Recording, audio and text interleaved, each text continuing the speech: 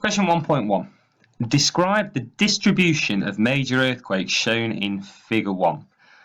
The word distribution comes up a lot in these exam papers. Don't be put off by it. Basically just means describe the pattern. So where are the major earthquakes? So we've got a figure. You've got a map.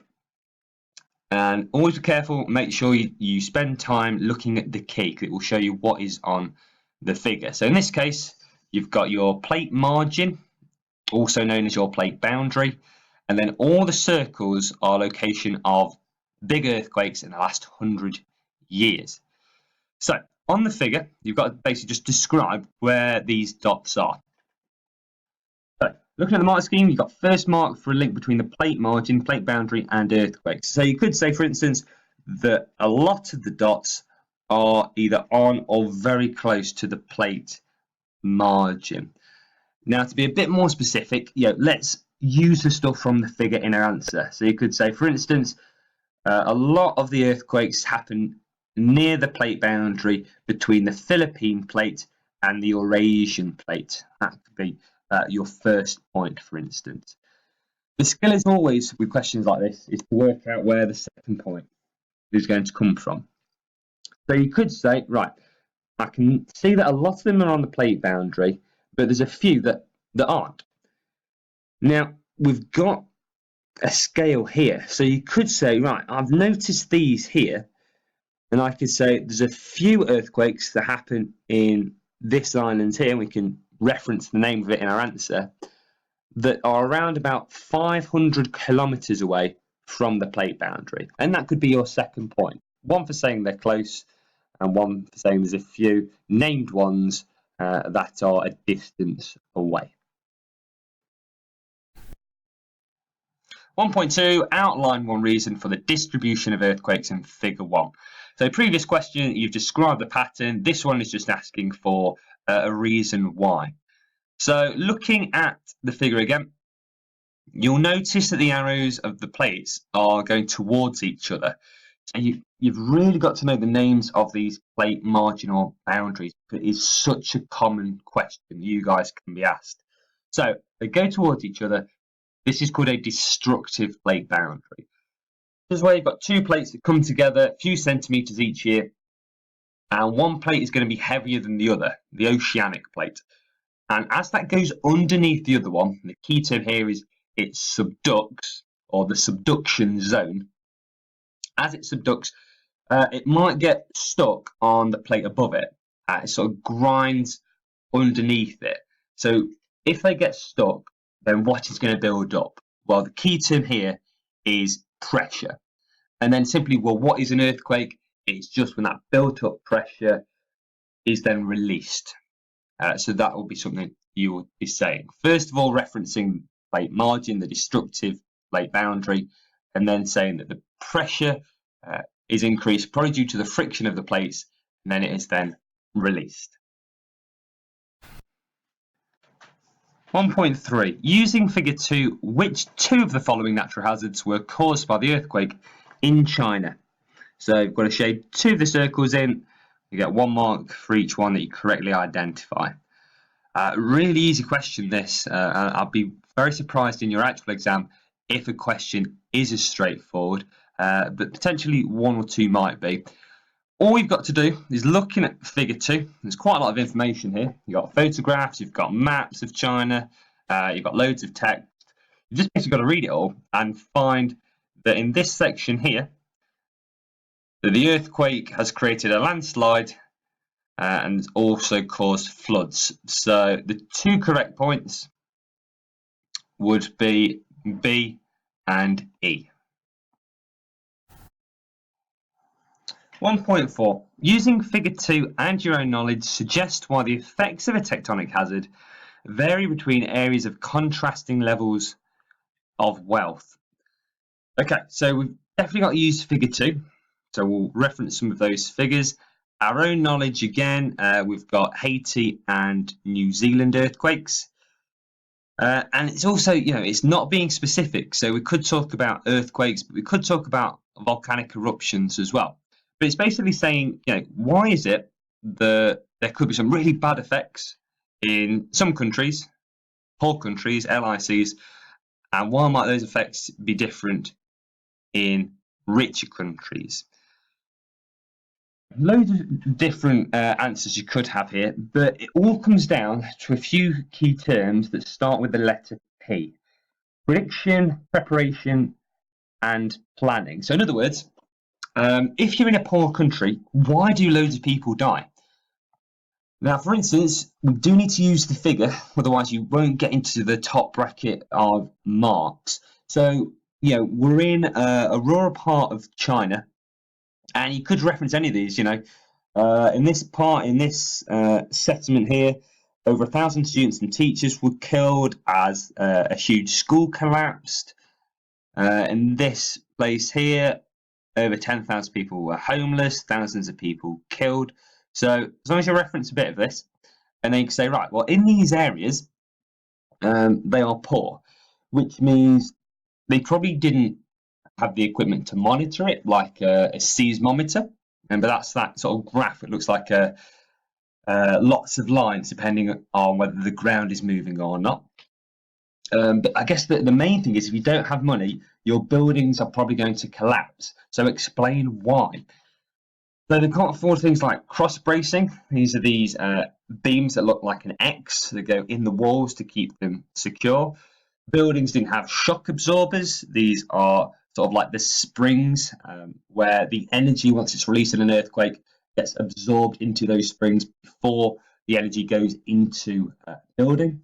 You could have, they can't afford a counterweight, which is often a remote-controlled massive slab on a roof. So if the building is tipping one way, you can remotely control the slab, put it the other way, and keep the building upright. So don't just say they can't afford earthquake-proof buildings. Try and give some examples. And this could be as basic as saying they can't afford shutters to go on windows, so people might get injured if glass breaks, or the fact that furniture, desks and chairs aren't tied down to the floor, aren't sort of screwed in. But again, try not to be just thinking it's just about the buildings, because what about the emergency services? Well, in rich countries, you're going to have a lot of ambulances, fire engines, you're going to have an evacuation plan as well. So all these different things matter. Also, in a rich country, you can probably clear the rubble very quickly that you can't in a poor country. You can get aid and help, food and water, etc., medicine to people to save their lives, which will reduce the death toll. So there's lots and lots of different reasons, but please ensure you, at least for a little bit, use that figure and then try and use some of your own understanding as well, particularly from the Haiti and the New Zealand earthquakes. 1.5, study figure 3, a diagram showing the process of global warming, a cause of climate change. 2-mark question, identify 2 sources of greenhouse gases suggested by figure 3. So the only way I can envisage you could get this question wrong is if you don't quite understand what the word source means. So this just means, where does it come from? So identify 2 things on here where greenhouse gases come from. So simply the mark scheme, we can accept just very, very brief basic answers here. Power stations, cars, factories, animals, because cattle give off lots and lots of methane gas, which is a greenhouse gas. So as long as you just pick a couple of those, write them down, 2 mark. Next question. Study figure 4, which is a diagram describing some of the effects of climate change. Your A, B, C, D, E, F, and G. Then all you've got to do is you've got to complete the table at the bottom and put in those letters of the alphabet in each of the columns that they would belong in. So if the temperature was to go up, ski resorts in Switzerland would close. Yep, that's to do with increasing temperature because that snow would melt. So that would go there. B. Also G, forests in Canada are damaged by heat. So yes, if the temperature goes up, then that might mean there's lots of forest fires. So it's B and G here. What about the decrease in rainfall? The first one would be E, increasing water shortages in Saudi Arabia. So if there is less rain, you will have water shortages. So it will be E, and it will also be F. The southern part of Spain becomes drier, becomes more desert-like. And then finally, rising sea level is C. 1/3 of Bangladesh is submerged. That means it's underwater. And then finally, Maldive Islands, which is islands in the Indian Ocean here, they will disappear if the sea level rises. So the one that we don't use is A, mainly because it's after the names of countries, as it says here, which they all are apart from the Arctic. The Arctic isn't a country, it's just a massive slab of ice, who people claim that they own. For instance, Russia have tried last few years to claim that there is a part of their land underwater which extends out all the way up to roughly the North Pole. So they're claiming the Arctic is theirs by the idea that a bit of their land stretches underwater underneath it, but no one technically owns it. So we can't class that as a country. So you disregard A straight away, and then hopefully, as we've discussed, you put the other 6 in the correct places in the table below. 1.7, outline one strategy which aims to reduce the rate of climate change. So, one strategy, you're going to have to develop it quite a few times because we need to get 4 marks for it. Now, there's 2 ways we can help with climate change. We've got mitigation in brackets. So what we don't want to talk about is adaptation. Now, that is where you sort of appreciate that there's problems going on all around us.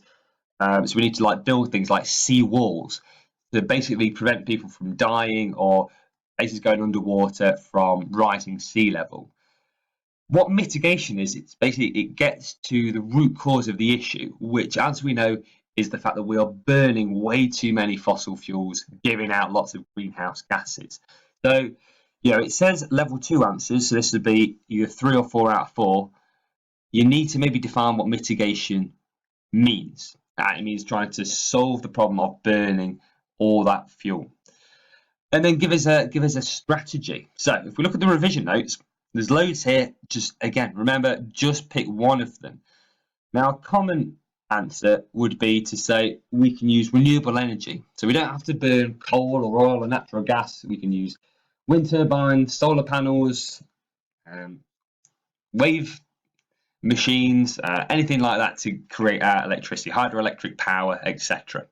And try and develop some points. Maybe you'll give some examples of where these are in this country and explain how useful they are. Maybe you could talk about the idea of transport. Can governments put in place better public transport, better trains, better trams?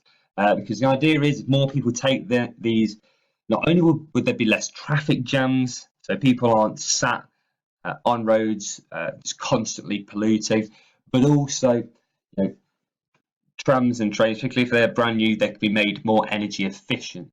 So again, we'll reduce the amount of greenhouse gases that we're giving off. Maybe you could say that you could also encourage people to hire bikes, so create cycle lanes, or maybe have showers at places of work to encourage people to either cycle or maybe even walk there. Could talk about government law or legislation, where governments might fine companies if they release too much greenhouse gases, or maybe get the idea of trying to have more recycling plants, recycling bins, because the more you recycle, the less you have to make from scratch. So your emissions will get lower and lower. Last few, we could talk about international laws or agreements. A few years ago, in 2015, there's something called the Paris Summit, where loads of really important people sat down, represented loads of different countries around the world, sat around a table, and they all agreed that they were going to lower their carbon emissions. So between 2010 and 2030, they were going to lower it by 40%, so nearly half it. America did agree initially, but then when Donald Trump took power, he basically took America's name off it and said, yeah, it's not going to work for us because we want to make loads of things in America again. So we're going to put loads of factories. It's probably going to produce lots more emissions. So this agreement isn't going to work for us. And considering America are the biggest polluters of any single country in the world, the fact that they are not signed up to it anymore almost makes it a little bit pointless. The last couple, the first one, the opposite of deforestation, cutting down trees, you can actually plant them. This is called afforestation or reforestation. And then you can put your biology hat on and go into detail about why planting trees is good. All to do with the idea that trees take in carbon dioxide and store it. So if there's more carbon dioxide in trees, there is less in the atmosphere. Or finally, you've got a fairly new idea called carbon capture and storage, which is where carbon dioxide that is produced actually gets cooled down and turned into a liquid from being a gas. And this liquid is called supercritical carbon dioxide, or CO2. With this liquid, instead of it sort of being a gas and being in the atmosphere, we can then store it underground. But because this isn't really done in too many places, we don't really know those long-term knock-on effects of having lots of liquid carbon dioxide underground. It is expensive, and maybe it can pollute underground water sources like aquifers. So maybe a good idea, but we're still a little bit unsure of its results. So as long as you pick one of those, try and develop your points, use phrases like which means that, you should get a score for it. 1.8. Assess the extent to which prediction is the most important factor in reducing the effects of tropical storms. So your 9 marker in the hazard section will always come with these extra 3 marks as well, for spelling, punctuation and grammar. So first of all, before I go into the question, just make sure that you put key terms in, you spell them correctly, you make sure it's not one massive sentence, that you have commas and full stops, and your grammar is good as well. This is the only 9 marker out of the 2 in the paper where you've got these extra points. So to assess the extent, most 9 markers have this sort of language. You've basically, again, got to have some balance in your argument here. To get level 3, 7, 8 or 9 marks, you've got to demonstrate your knowledge, basically your facts and your figures, demonstrate a thorough understanding, so can you then explain it, and then can you make a judgment as well. So basically the question is saying, do you agree that predicting a storm is the most important factor?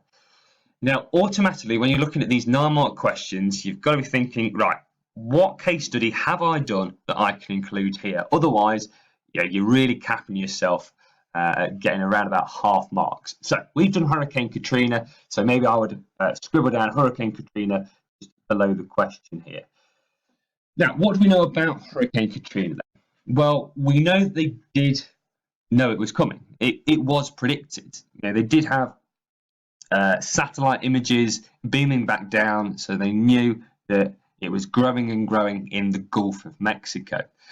As a result, what did they do? Well, they knew it was coming, so they let people of New Orleans know, and lots of them evacuated. And I guess the key term here would be mandatory evacuation. People were told you should leave. Not everyone did, though, because they didn't want to. They thought they were safe being in America. They just boarded up their houses. But it was predicted.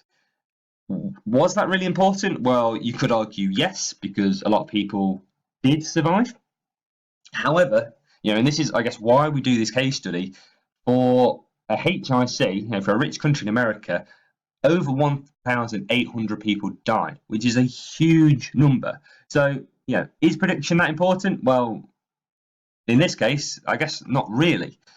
But apart from prediction, what else have you got then? Well, you've got all the other P's as well, protection, for instance. So is protecting your property just as important? Or, in this example, the levees broke. These are the walls next to the Mississippi River. They broke because there was just way too much water, because it absolutely chucked it down. in this tropical storm. So you could say, well, yeah, prediction was important in this sense, people evacuated, but protection is just as important, because if the levees were stronger, which they eventually became after the storm, that could have stopped the flooding, which would have stopped a lot of people drowning. You could have said maybe planning is just important. You know, in Hurricane Katrina, they had the Superdome where lots of people went to. Again, you know, they were without food and water for a very long time, for 2 or 3 days. So you've really got to assess everything up. And what I would be saying is, yes, prediction is important, because you then can get lots of things in place. In Hurricane Katrina example, a lot of these things weren't there. So make sure you've got your balance. Use your specific place names and numbers from your case study, and try and develop the points the best you can.